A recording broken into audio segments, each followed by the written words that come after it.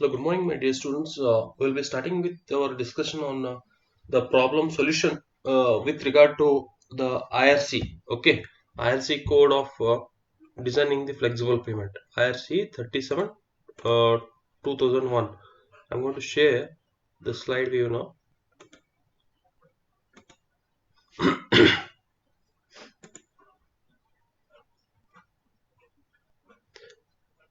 So, as you all will be knowing that we are going parallelly with respect to Model 2 as well as Model 3.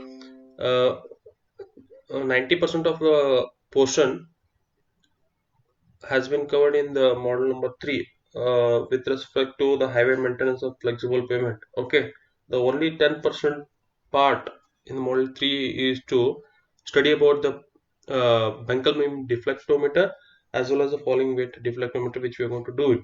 And today what we are discussing is about the concept of IRC 37-2001, which is coming in model number 2. Okay, so what we have to understand is we are parallelly dealing with this portion with respect to model 2 as well as model number 3. I hope everybody can see the screen as well. I'm audible to you all. Hello? Hello? Hello? Yes, sir, audible. Yes, sir. Okay, thank you so much. We'll be continuing with this slide. So what do you mean by this pavement design by the Indian Road Congress 37-2001? This is as per the syllabus. They are asking us to design the thickness of flexible pavement based on IRC 37-2001. So what are the detailed guidelines that has been provided in this particular code has to be understood first before we go for a solution to the problems with reference to IRC 37-2001. Already you people have done the assignment work showing what do you mean by this IRC 37-2001. Okay, during the first assignment you had submitted the concept of this, but we'll deal with this in detail. So, what is the scope of this IRC 37-2001? The guidelines of IRC 37-2001 will apply to design of flexible pavements for express highways, national highways, state highways, major district roads, and other categories of roads predominantly carrying motorized vehicles. So, this particular code is in routine practice for designing the flexible pavements for different categories of roads, like you have express highway, national highway, state highway, major district roads, other district roads, as well as village roads. Okay, wherever these roads are going to carry the motorized vehicles. And for the purpose of the guidelines, flexible pavements are considered to include the pavements which have bituminous surfacing and granular base as well as sub-base courses conforming to IRC standards, or sections 500 as well as section 400 of the specification for roads and bridge works, Ministry of Road Transport and Highways. What does it indicate? We are dealing with those flexible pavements that are been considered with reference to the layer system. Okay, top layer system happen to be the bituminous surfacing, and below that bituminous surface we have the granular base course, and below this granular base course we have the granular sub base. Okay, and beneath the sub base we have the means what you can say subgrade. Okay, this is conforming to the IRC standards or MORTH guidelines. MORTH means Ministry of Road Transport and Highways. The full form of MORTH, M-O-R-T-H, is Ministry of Road Transport and Highways, wherein the details of which has been given in the section number 500 as well as section number 400. So, for calling any flexible pavement to design the thickness of it, we should be referring with respect to the different layered system, including top layer to bottom layer. Okay, these guidelines apply to new pavements. Wherever you are going to construct the new pavements, okay, for designing the thickness of flexible pavement, this particular guidance is going to be applicable. For design of strengthening measures, okay, or overlays of the existing pavements, the design procedure described in IRC 81 tentative guidelines for strengthening of flexible road pavements using Benkelman beam deflection technique shall apply. So, for example, if the pavement has been already constructed, then you need to strengthen that particular pavement due to the failure of it, due to the production of many number of cracks or undulations or different types of what you can say deteriorations that has occurred upon the surface of road due to the moment of the traffic flow upon it. Okay, for which you need to strengthen the existing pavement by overlay technology for the existing pavement. Then you have to go to refer for IRC 81. Okay, you are going to refer this particular IRC code 81 for designing the thickness of flexible pavement above the surface layer. Okay, for strengthening the existing pavement. Okay, so it is suggested that all the organizations intending to use the guidelines should keep a detailed record of year of construction, subgrade CBR, soil characteristics, pavement composition and specification, traffic, pavement performance, overlay history, climatic conditions, etc. and provide feedback to IRC. So, whoever are intending to use these guidelines, they must be having the detailed record of the year of completion of that particular project where the road is going to be undertaken for the construction work. Okay, and they have to get the details of the value of subgrade CBR. Okay, the percentage of CBR soil, what should be the value of the CBR of the particular soil. Okay, resistance to penetration or the bearing capacity of the soil. We should be knowing the soil characteristics, whether the soil is weak or strong enough to take care of the loads that are going to come over the pavement surface, which is going to get transferred ultimately upon the subgrade soil. And we should be also knowing the pavement composition as well as specifications. Okay, so what is the pavement composition? I mean to say, we have say for example bituminous concrete pavement, flexible pavement, either it might be a rigid pavement or composite pavement. Okay, so what different type of composition that is going to be used for constructing this flexible pavement has to be well known. Okay, now we should be very much concerned about the traffic that is going to be moving upon the roads. Okay, we have to take the traffic count, and we have to see the life cycle cost of that particular pavement. Okay, so on what basis you can judge based on the pavement performance, how well that pavement is going to perform under the action of the traffic flow. Okay, then overlay history, soon of the constructed road, whether the overlay has been taken up over the surface of the road or not. What do you mean by overlay? Overlay is simply just laying the fresh layer of the surface course above the existing pavement. Okay, the reason behind it is we are trying to avoid many number of irregularities or the cracks that has been developed, or what you can say deteriorations that has happened upon the existing pavement. Simply we are going to just lay the surface course. By doing so, what is going to happen? The thickness of the pavement is going to get increased. If the initial thickness of the pavement which has got decreased due to the movement of traffic, that particular thickness could be regained, or what you can say reclaimed by overlay technology. Okay, so we are going to take into consideration the overlay history that has been taken up. Okay, otherwise simply if you are going to go on increasing the thickness of the road pavement, suppose what will be the difficulty? If you can assume the road that is been passing under the bridge, road that is passing under the bridge, what is going to happen from the surface of the pavement till the bottom of the desk slab of that particular bridge area, the height that is going to be kept constant for movement of traffic is not going to be maintained throughout. If you are going to continuously increase the thickness of pavement, the height or the what can say the spacing that is going to be provided between the top surface of road with respect to the bottom surface of the desk slab is going to get decreased with increase in the thickness of the road. Hence we have to get the overlay history, okay, of that construction. Then climatic conditions. Okay, whether that area is considerable to prone for rainfall intensity, or if it is going to be having any waterlogging areas, any different types of climatic variations like extreme hot weather condition or extreme cold weather condition.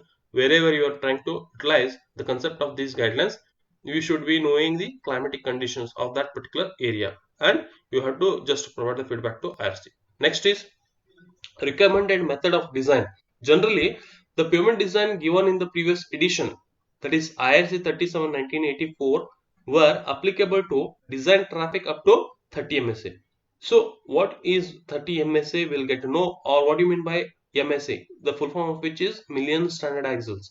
We are trying to compare the traffic in terms of the standard axles. Okay, so what is the load that is going to be taken care by one single standard axle? It is 80 ton. Okay, so how are you going to convert the different intensity of the traffic flow that is trying to be moving upon the road in terms of MSA, we are going to do that kind of exercise with reference to IRC-37-2001 code. Okay, so the main intention of us is to design the thickness of road based on the traffic flow, which is not going to be given in terms of MSA. We have to convert that in terms of MSA. What is the procedure for conversion of that traffic in terms of MSA? We'll deal with that in the next coming slides. Okay, but here we have to understand, in the previous edition of IRC 37-1984, the design traffic were been considered up to 30 MSA. Okay, with the increase in the traffic and incidence of overloading, arterial roads need to be designed for traffic far greater than 30 MSA. You know that the traffic is not constant. Those design guidelines which were being provided initially with reference to IRC 37-1984 were only applicable to 30 MSA traffic. But what about the increased traffic flow? Okay, what about those traffic which were been moving upon the roads due to increased traffic on the arterial roads? Okay, or what you can say, what is the what can say the what is the influence of this overloading concept upon the roads? Okay, overloading in the sense overloading beyond the 30 ms. If the traffic is going to come upon the road, then what is the effect of this traffic upon the constructed road pavement or flexible pavement? So hence we are going to consider the traffics far greater than 30 msa. Okay, as empirical methods have limitations regarding their applicability and extrapolation, the analytical method of design has been used to reanalyze the existing design and develop a new set of designs for design traffic up to 150 ms, making use of the results of the pavement research work done in the country and experience gained over the years on the performance of existing designs. So what they had done, especially in this IRC 37-2001, based on the previous experience what we had, they had extrapolated the values to get the traffic up to 150 msa, and the design curves were being obtained. Okay, so you know that empirical data means what? What do you mean by empirical data? Empirical means the data which you are going to obtain by physically collecting the details by going at the site and practically visualizing what you can say the design traffic that are being moving upon the roads. But what do you mean by analytical method? There are some assumptions, mathematical assumptions during the time of design work of the road. Okay, for analyzing the what you can say road traffic, or for analyzing the thickness of the flexible pavement. Okay, such that the traffic which were being considered till 30 msa could get extrapolated up to 150 ms by analytical methodology. Okay, so for designing these curves, there must be many pavement research work that should be done. Okay, and based on the previous experience gained over the years on the performance of existing designs, they could be able to decide many different types of curves that could lead us to designing the traffic flow up to 150 msa. Okay, and also designing the thickness of a road for considering the traffic up to 150 msa. Okay, based on the performance of existing designs and using analytical approach, simple design charts and catalog of pavement designs have been added for use of field engineers. They have prepared a simple graphs, okay, with reference to the value of the CBR in terms of percentage as well as the traffic flow. What should be the thickness of the road? Okay, those design charts as well as catalogs I will be showing you in the next coming slides. Okay, now as you know that importance of CBR is very well considered for thickness design of the flexible pavement. Okay, the pavement designs are given for subgrade CBR values ranging from 2% to 10%. So how this value of CBR is considered for the soil?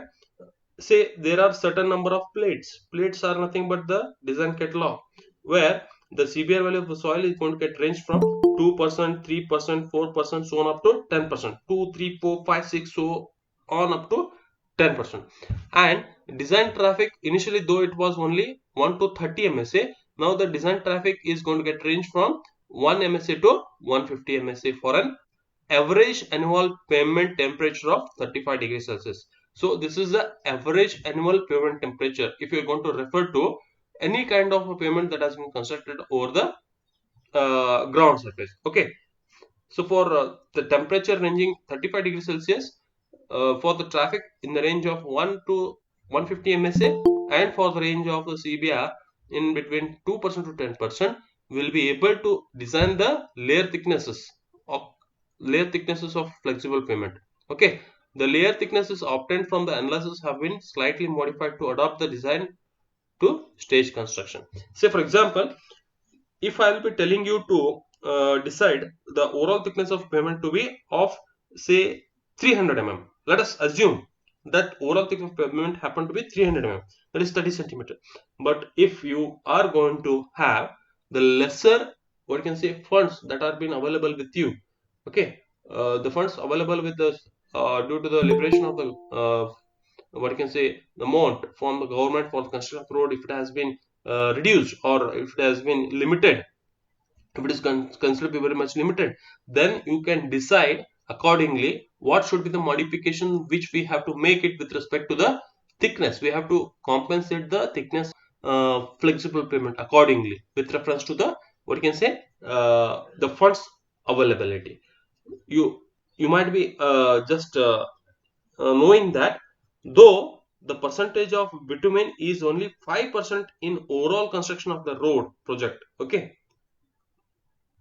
majority of, what you can say, quantity, majority of construction material that is going to be used in the road construction is coarse aggregates. That is 95% of material that is used for construction is coarse aggregates. That is 95% means what is the cost that is involved for utilization of those coarse aggregates. Cost utilized is only, what you can say, 5%.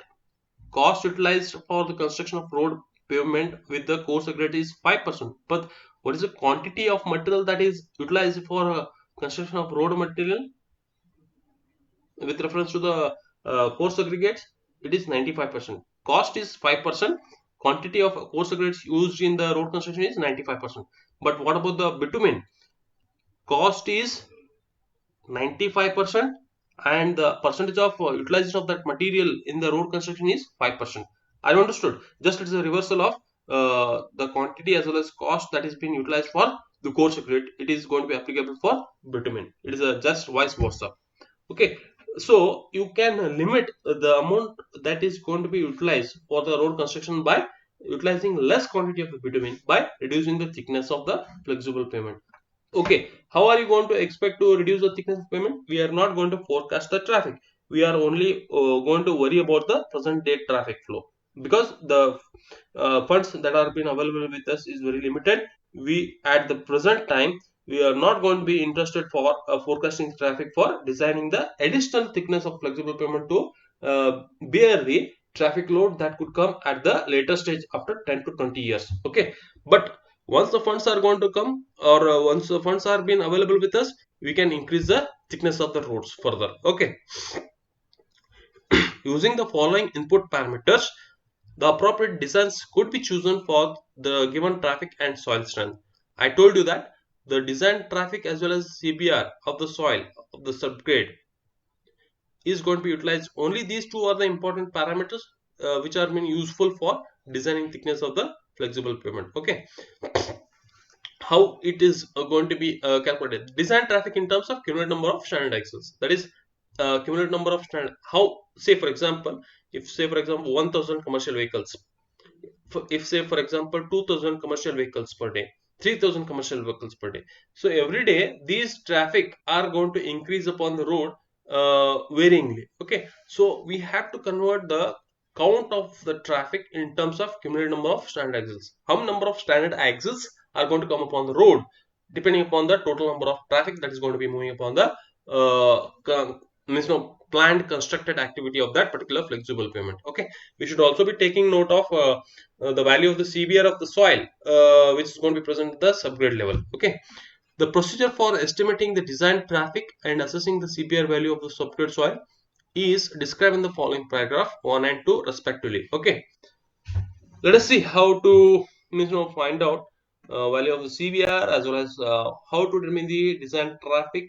Okay, such that these two parameters are going to be input into the formula for getting the design thickness based on the plates as well as catalogs that has been given by IRC 37-2001. Okay, first of all, we should understand what is meant by this traffic. Okay, the recommended method considers traffic in terms of cumulative number of standard axles. Okay, one single standard axle is going to measure 8160 kg, that is 8 tons, to be carried by the pavement during the design life. The design life of the pavement that is considered as 10 to 20 years based on the different categories of roads. Okay, for estimating the design traffic, the following information is needed. Okay, it's very important. Okay, for converting any traffic, okay, the recommended method considers traffic. Okay, for converting any traffic in terms of cumulative number of standard axles, which is going to be carried out by the pavement during the design life, we need to have the following information. Which are they? The first point is initial traffic after construction in terms of number of commercial vehicles per day. This count can be manually obtained by going to the site as well as counting the number of vehicles that is going to be crossing that origin as well as destination, or the reference marks. Okay, how many number of traffic flow that is going to be moving per day. Okay, say one number of vehicle, two number of vehicle, like so. How many number of commercial vehicles that are going to be moving per day is going to be noted. Okay, later traffic growth rate during the design life in percentage. Traffic growth rate in the sense, for example, as you know, the population is continuously increasing day by day as well as month by month or year by year. Annually, say census of a population is going to be done once in a decade. Are you understood? So hence, due to the increase in the population, again you can expect the traffic is going to grow because the urge, okay, the intensity of what you can say utilization of the traffic flow due to the increase in the population is also going to increase in proportion with respect to the rate of increase in the growth of population. The traffic growth is parallel. Okay, hence we should be knowing the traffic growth rate during the design life in terms of percentage. Okay, design life in number of years. Okay, we should be knowing what is the design life of the particular pavement in terms of years. Say for example, I would quote the express highways are going to be designed such that it is not going to get fade up to 15 years. Okay, for national highway it is 10 years. For major district roads again it is 10 years. Are you understood? So what does it mean? Design life is that particular life of the pavement wherein the pavement should not get fade. Okay, within that particular time, whatever the traffic that is going to be coming over the road surface, we are going to take that into account for designing the thickness of flexible pavement. Okay, so that is all about the design life in terms of number of years. Vehicle damaging factor. Okay, so I will tell you about this vehicle damage factor once we are discussing about that. It's nothing but it is somewhat we are going to calculate the factors with respect to the total amount of traffic that is going to be coming over the road surface, how it is going to damage the roads. Okay, depending upon the damaging effect of the vehicles, okay, we are trying to decide the factors that should be considered for what can say calculation part of the thickness of the flexible pavement. Okay, distribution of a commercial traffic over the carriageway. So you know that 2-lane road, 3-lane road, 4-lane road, how is the distribution of commercial traffic over the carriageway is going to be taking place? Is it one way, two way? Okay, is a 1-lane road, 2-lane roads with a one-way traffic or two-way traffic? We'll see the damaging effect caused by the distribution of commercial traffic over the different carriageway lanes. Okay, right? Now, what do you mean by the CVPD? That is, we'll first of all take up our discussion on what is initial traffic after construction in terms of number of commercial vehicles per day. That is CVPD. For the purpose of structural design, okay, only the number of commercial vehicles of gross vehicular weight of 3 tons or more than that, and their axle loading is going to be considered. So, how are we going to call the vehicle is considered as a commercial vehicle? If their gross vehicular weight, okay, is going to be in the range of 3 tons or more than that, okay, and their axle load is going to be considered only if that particular vehicle is having a weight of 3 tons or more than it. Okay, for the structural design of the pavement, Okay, for the design of thickness of flexible pavement, we are only considering those vehicles whose weights are 3 tons or more than that.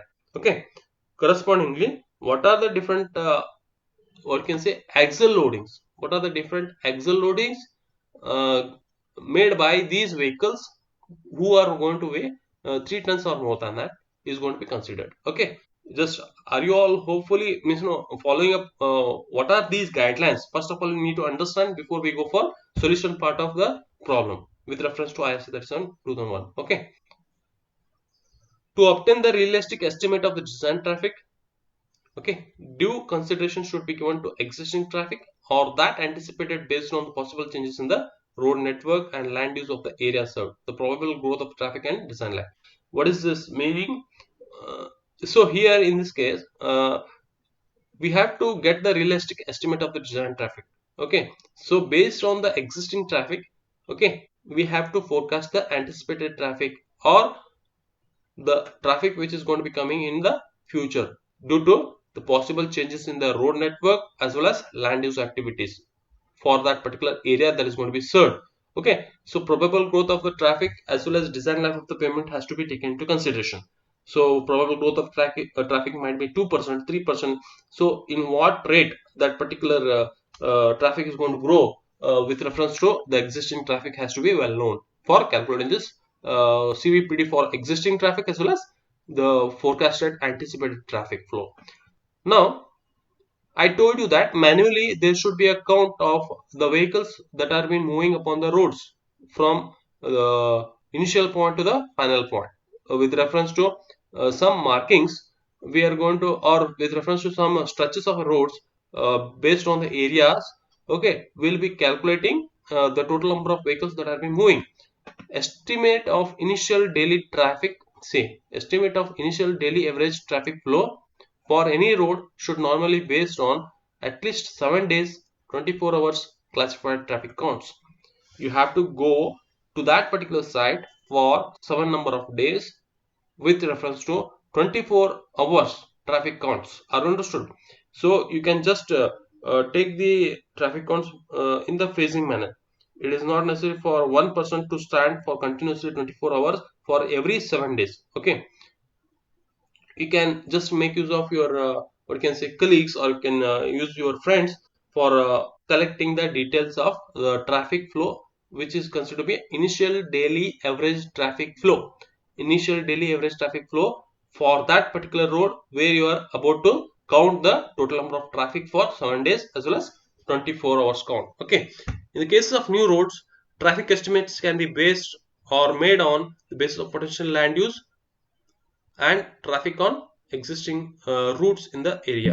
Suppose in the case of new roads, traffic estimates can be made on the basis of potential land use and traffic on existing routes in the area. So what does it mean?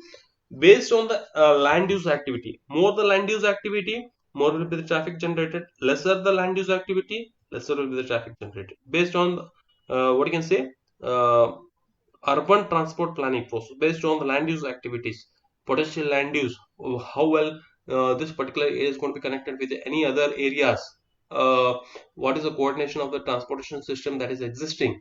Okay, how many number of traffic is likely to be moving on the new road, based on which you will be able to get the traffic estimates, okay, on either the existing road or else on the what you can say newly constructed road. Okay, based on the manual counting process. Now we'll talk about the traffic growth. The second point is traffic growth rate during the design life in percentage. Okay, what do you mean by this traffic growth? Traffic growth rates should be estimated by studying the past trends of growth traffic. Okay, by studying the past trends of the traffic growth and by establishing the econometric models as per the procedures outlined in IRC 108, which is guidelines for traffic protection on rural highways. So what is the past trend of traffic growth? For example, previous year compared to present year, how the traffic has grown. Suppose previous year till the present year the traffic growth was on 2%. Now we can estimate what would be the traffic growth from present year to the next year, present year to the next 10 years, what it could be. we can predict that by econometric models. Okay, by studying the past trend of the growth in the traffic flow and establishing the econometric models, we will be able to decide, okay, what is the rate of increase in the traffic in the next decade, or the percent of traffic growth rate. Okay, if the adequate data is not available with us, okay, it is recommended that an annual average growth rate of the traffic can be assumed as 7.5%. If you are not going to have any kind of values, okay, if you don't have any annual growth rate of the traffic flow, then you can directly take this value as 7.5%, okay, without going to study the past trend of growth in the traffic flow, or else without establishing the econometric models. Okay, just like econometric model means, you do have arithmetic mean method. Okay, there are all different types of methodologies through which you will be able to calculate the, what you can say, increase in the traffic, or what can say, establishing the correlation with respect to past trend in the growth of traffic with respect to the future growth rate. Okay, now we'll discuss about the third point, design life in number of years. Okay, why this is required? Actually, these are the different parameters which are essentially required for calculating the cumulative number of standard axes. That is called as design traffic. We are talking about the design traffic here. To calculate the design traffic, we are studying about the different parameters that are required for converting the different traffic count in terms of cumulative number of standard axes. Okay, so here this is the third point, the design life in number of years. For the design of the pavement, the design life is defined in terms of cumulative number of standard axles that can be carried before the strengthening of pavement is necessary. Before any pavement is going to get filled, okay, what is the strength of that particular flexible pavement to cater the service for cumulative number of standard axles that could be coming over the road surface. For example, within 10 years, okay, if the payment is going to get failed, then it is not going to be considered as serviceable payment. Okay, the life cycle what can say, level of service provided by that particular road is very poor. Okay, hence the design life should be such that it should be able to provide the better service for the moment of the traffic flow in terms of cumulative of trend axles before any kind of strengthening work, or before any kind of overlay activity of the pavement is going to be undertaken, before any kind of improvement measures, or what can say maintenance activities of a road pavement is going to be initiated.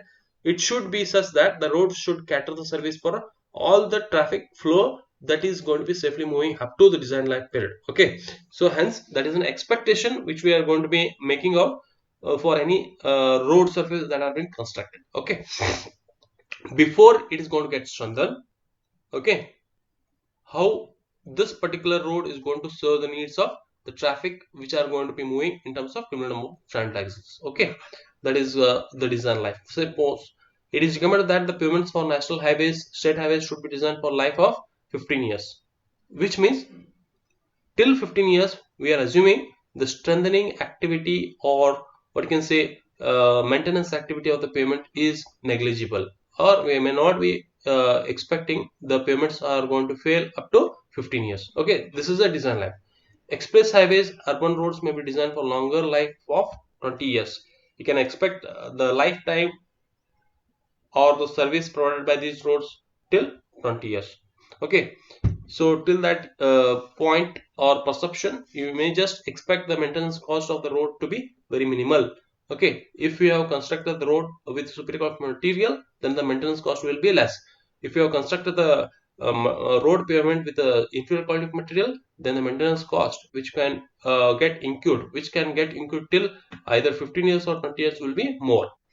For other categories of roads, a design life of 10 to 15 years may be adopted. Okay, there are other categories like major district roads, other district roads, village roads, which can be designed for a design life of 10 to 15 years, which could be adopted. So, before any kind of failure of the pavement, if that particular pavement is capable of withholding the traffic in terms of kilometer of standard angles before its failure, then you can just call that particular pavement has served the needs of design life. Okay, for which that particular pavement has been constructed. Okay, So hence they have defined it as design life is defined in terms of cumulative number of strand axles that can be carried before strengthening of pavement is necessary. Okay, they have to serve the traffic flow in terms of cumulative number of standard axles before that particular pavement is going to get undergo failure activity, or before any kind of strengthening of the pavement is going to be necessary. Hence the design life is going to be with respect to CSA, cumulative number of strand axles, okay, which we're going to discuss in the later stage. Very often it is not possible to provide the full thickness of pavement right at the time of initial construction. Stage construction techniques should be restored to do so in such cases. For example, I told you that full thickness of the pavement cannot be provided sometime. Why? Because at the initial stage of construction, you may not be having the sufficient funds to construct the what you can say road pavement. The stage construction techniques should be resorted, I mean to say layer by layer, okay, by just say reducing the thickness, which is not been necessary for 10 years, which is not been necessary for 20 years. The thickness which is required for the present year, if you are going to construct, then it's going to serve the needs of present day traffic, okay. But what about if the funds are going to be liberated or going to be easily what you can say um, given for construction of road, okay, in that case you can just go for full thickness of the pavement, okay. Full thickness of the pavement in the sense I'm referring it with respect to the surface course, I'm referring it with respect to surface course. So the majority of the cost of the construction of flexible pavement is totally based on the construction of, or can say, the surface course only, okay. More the thickness of surface course, okay, more the thickness of surface course, what is going to happen? More will be the cost of construction. Lesser the thickness of surface course, lesser will be the cost of construction, right? So we'll talk about the vehicle damaging factor. So for those students who have joined from B division, they can leave this meeting, they can attend another class. I'm going to just continue with this A division students, okay.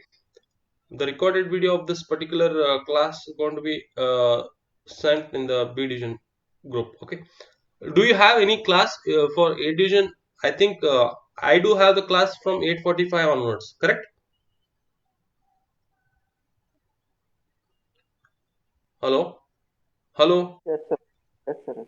Okay, I will be continuing uh, with this vehicle damaging factor, okay. So what do you mean by this vehicle damaging factor? Initial traffic volume in terms of number of commercial vehicles per day, okay. Initial traffic volume in terms of number of commercial vehicles per day. How many number of commercial vehicles that are going to come upon the roads? That is nothing but the initial traffic. Okay. Again, this indicative value of VDF totally depends upon the different types of terrain. Either it is a plain or rolling or hilly or mountainous. Say terrain in the sense, for example, is it an ascending gradient or a descending gradient? Is it a mountainous area or a hilly area? Okay. So for example, plain terrain means the gradient happen to be perfectly horizontal. Okay. So you can just assume the slope of that country or the slope of the ground to be zero, okay. This terrain classification can be considered as plain, okay. Plain roads, okay, just you can say the plain roads, hilly roads. On what basis you can say that? With reference to the horizontal line, how the roads are going to get ascend or descend, okay, with reference to angle of what you can say inclination, or with reference to the gradients, is it ascending gradient or descending gradient. So we are going to classify the different terrain classifications based on different terrains, as well as based on the initial traffic volume in terms of commercial vehicles per day will be value will be obtain the value of VDF, okay. For 0 to 150 vehicles per day, for commercial vehicles that are being in the range of 0 to 150, okay. For the rolling or plain terrain, the value of a vehicle damage factor is 1.5. For hilly terrain, it is 0.5. For the vehicles in the range of 150 to 1500, these are nothing but the commercial vehicles per day.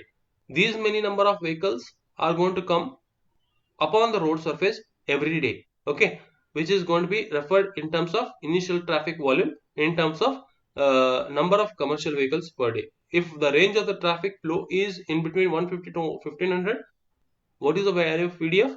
Directly you can just take it from this table. For the plain or rolling terrain, it is 3.5.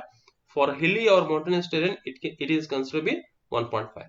For the traffic that is greater than 1500, the VDF, that is vehicle damage factor, is 4.5, as well as hilly terrain is 2.5. What does it indicate?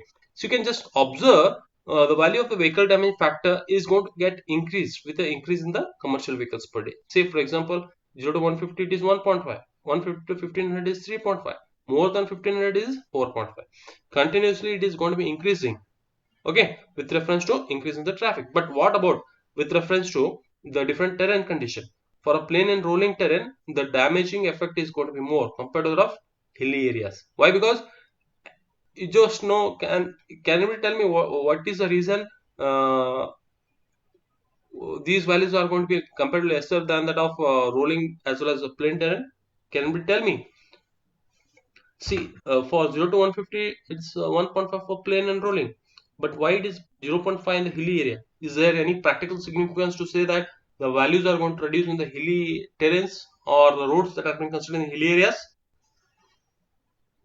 The damaging effect caused by the vehicles that are been more in the rolling as well as plain terrain compared to that of hilly as well as mountainous terrain. Why?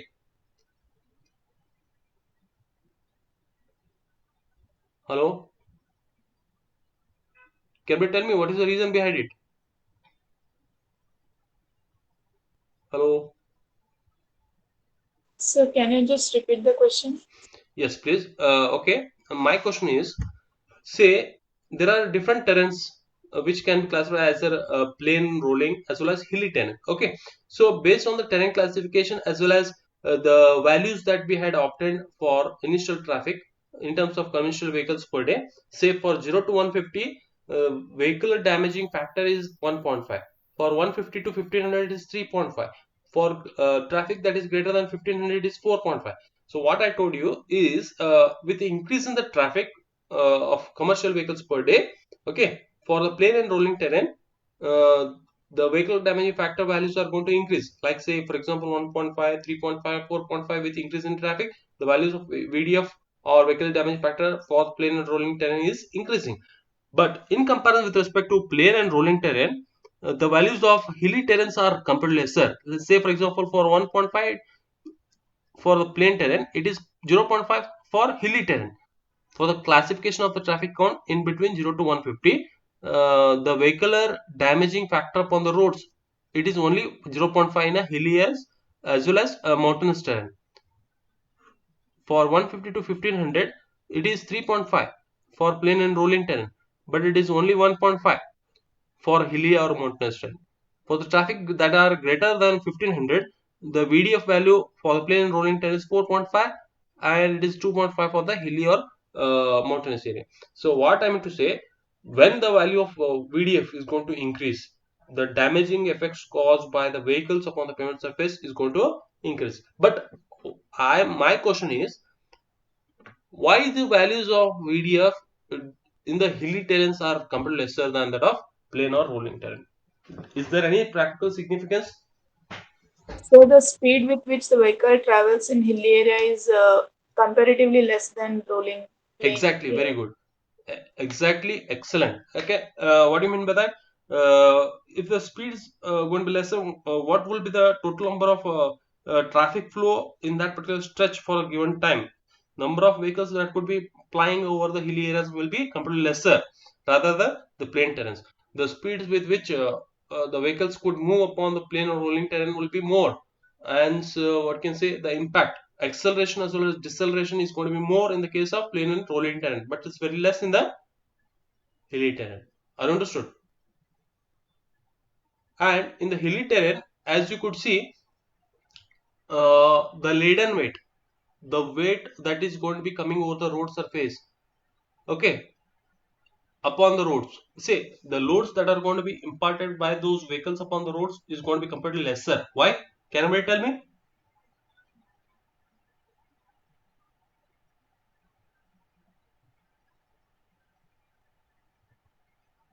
whether the loads that are going to be coming from the vehicles upon the hilly or mountainous terrain is going to be more compared to that of rolling and plain terrain?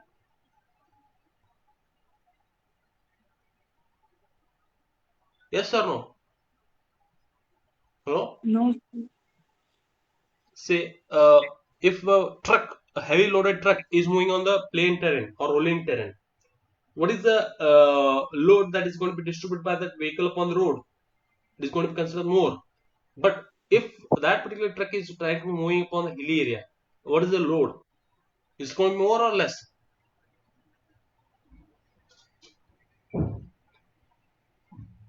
So the vertical component will be less in hilly Exactly, area. exactly. There would be two components that are going to act. One is horizontal component as well as vertical component. Okay, with inclinations, what you can say with the gradient. Okay, the impact of the loads that could come over the road surface will be very less in the hilly area as well as mountainous area. Hence, the dimension factor values it reduces. Okay, hence, the VDF value of the vehicle damaging factor for the hilly or mountainous terrain is compared rather lesser than rolling as well as plain terrain. Right? Uh, we'll go to the next slide now. VDF is a multiplier to convert the number of commercial vehicles, okay, of different axle loads and axle configurations to the number of standard axle load repetitions. Okay, so what do you mean by this VDF is nothing but the multiplier which is going to convert the number of commercial vehicles of different axle loads. Okay, say and also different axle configurations. Different axle load means what? More than 8 tons. You might be having 9 ton, 10 ton, 11 ton, 12 ton, different vehicular loads. Okay, having a different axle loads criteria and different axle configuration. Axle configuration means we have single axle, two number of axle, which I'm going to call it as a tandem axle. If you are going to have three number of axle at the rear end side, I'm going to call it as a tridem axle. Okay, depending upon the axle configurations as well as different axle loads that could come over the road surface by the commercial vehicles, we are trying to convert those in terms of standard axle load repetitions. How many number of axle load repetitions that could come? How many number of standard axle load repetitions that could come over the road based on what? The number of commercial vehicles of different axle loads as well as different axle configurations. The VDF is going to multiply to convert the different vehicular gross laden weights as well as axle configuration in terms of standard axle load repetitions. Hopefully this is understandable. Am I right? Everybody, are you following this or not? The intention of making use of this VDF is to convert the different axle loads as well as different axle configurations to be in terms of the load repetitions made by the standard axle. There is a equivalency. We are trying to equalize. Say for example, one fat person, okay, one fat person measuring 50 kg, sorry, 100 kgs is equivalent to how many number of lean persons bearing 50 kgs?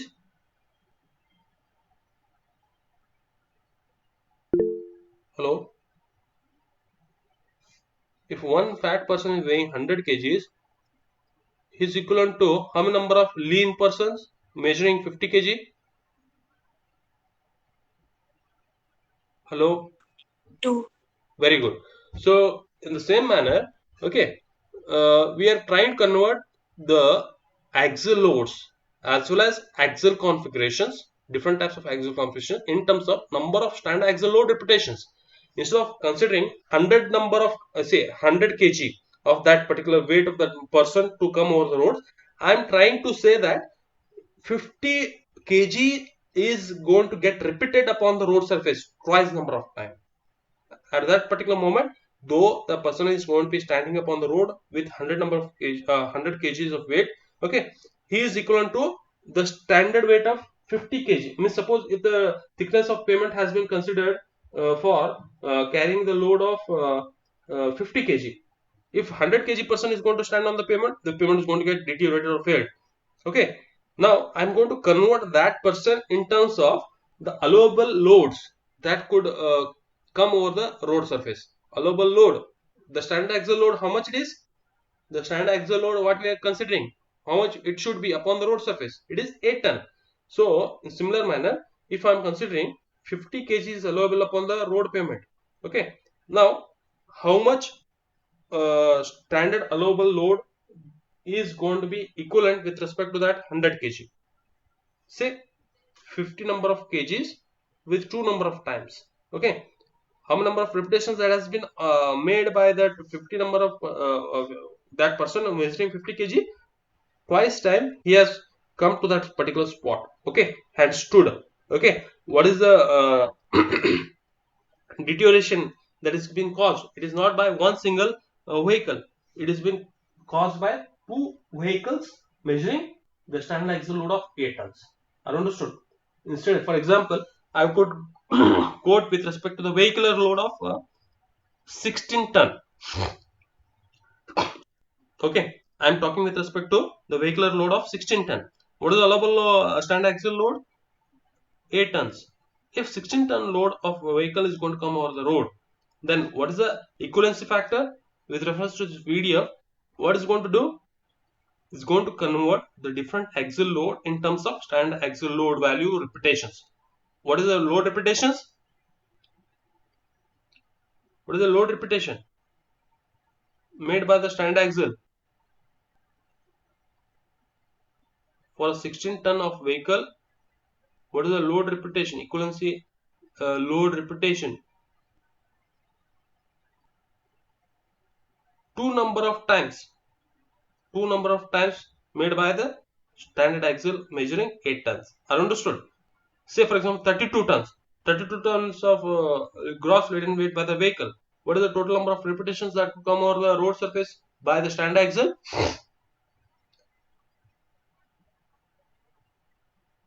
How many number of repetitions that could come by the standard axle load of 8 tons, equivalent to that of 32 tons of vehicle?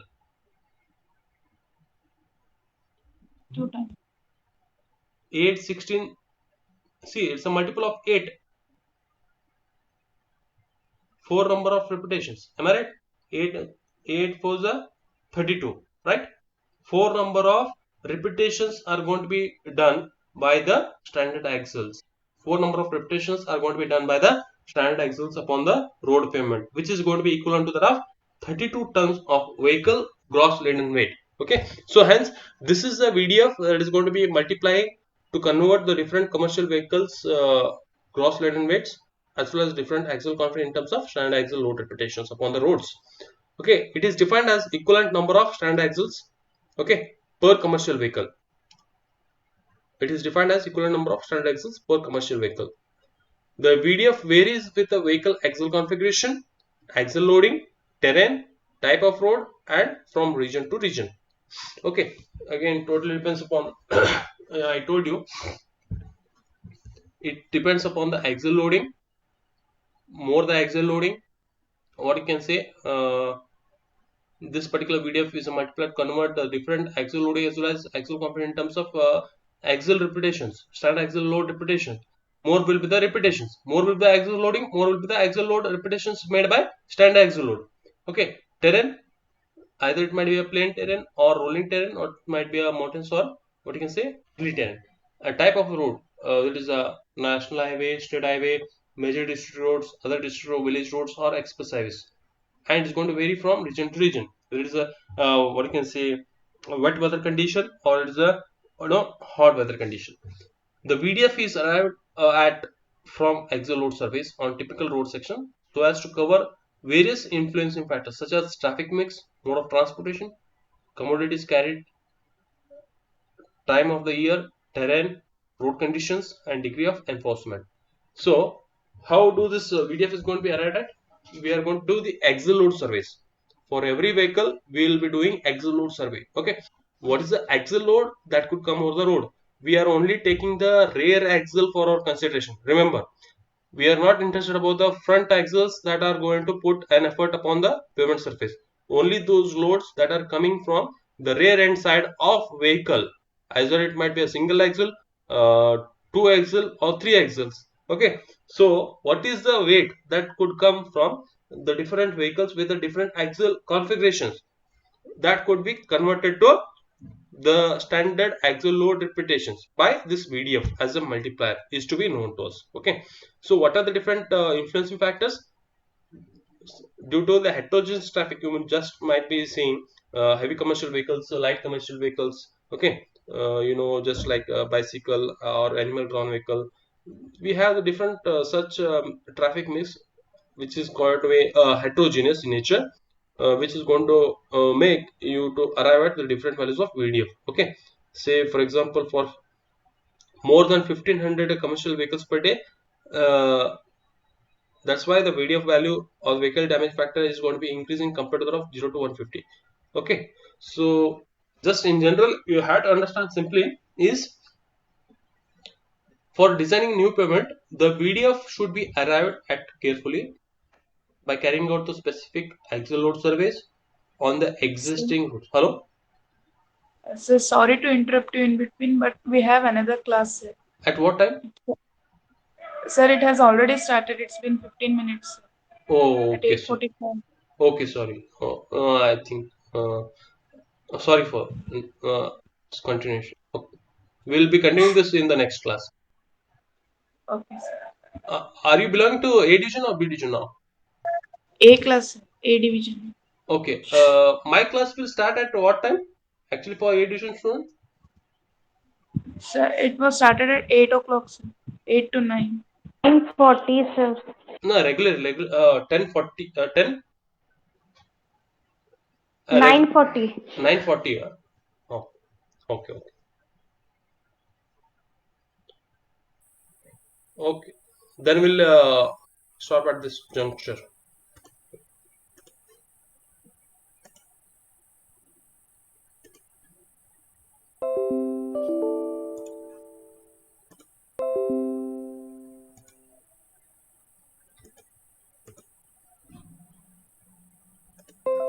No, all can leave the meeting. Thanks for attending.